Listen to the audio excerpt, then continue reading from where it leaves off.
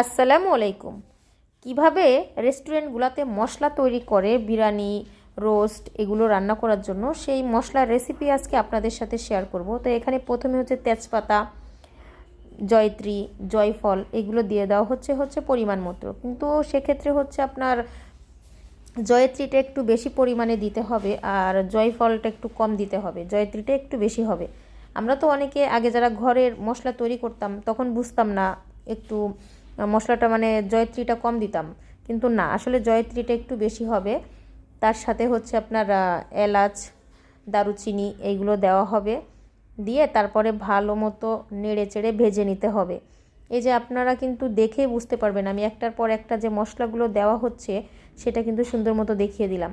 দারুচিনিগুলা কিন্তু ছোট ছোট করে ভেঙে দেওয়া হচ্ছে যাতে করে ব্লেন্ড করতে সহজ হয়। তো আমি চেষ্টা করি সবসময় জন্য সহজভাবে ইজি রেসিপি দেখাইতে এবং সহজ রেসিপিগুলো দেখাইতে। আমার মতো আমি গ্যারান্টি দিয়ে বলতে পারি এরকম রেস্টুরেন্টের রেসিপি কেউ দেখাবে না আপনাদেরকে। সাথে হচ্ছে সবুজ এলাচও দিয়ে দেওয়া হলো। তো এরকম রেসিপি আপনারা অথেন্টিক রেসিপি কোথাও পাবেন না, একমাত্র তাসলিমা আপুর কিচেনে এই অথেন্টিক রেসিপিগুলো পেয়ে যাবেন।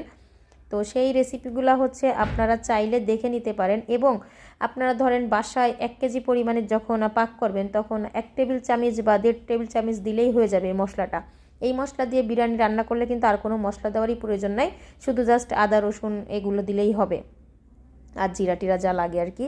তো রোস্টের ক্ষেত্রেও সেম একই প্রসেস, যদি আপনারা 2টা মুরগি রান্না করেন সেক্ষেত্রে 1 টেবিল চামচ দিয়ে দিলে হয়ে যাবে।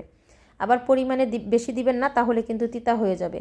ঠিক আপনাদের পরিমাণ আন্দাজ অনুযায়ী। তো এভাবে কিন্তু ভালো মতো নেড়ে চেড়ে নিতে হবে যাতে করে সমানভাবে সব জায়গা থেকেই হচ্ছে আপনার মচমচাটা ভালো হয়।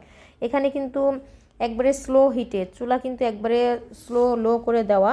তো একবারে লো করে দেওয়া, সেইভাবে কিন্তু সুন্দর করে ভেজে নেওয়া হচ্ছে। দেখেন আমি আপনাদেরকে দেখিয়ে দিচ্ছি যে কতটা মচমচা হয়েছে, যে হাত দিয়ে চাপ দিলে কিন্তু ভেঙে যাচ্ছে। তো এবার হচ্ছে সব কিছু ঠান্ডা হয়ে যাওয়ার পরে এই যে ব্লেন্ড করে নিতে হবে। ব্লেন্ডার করে নেওয়ার পরে দেখেন এই যে ফাইনাল লুকটা। এটা দিয়ে রান্না করলে কিন্তু অনেক বেশি ভালো হবে খেতে। সবাই ভালো থাকবেন, আল্লাহ হাফেজ।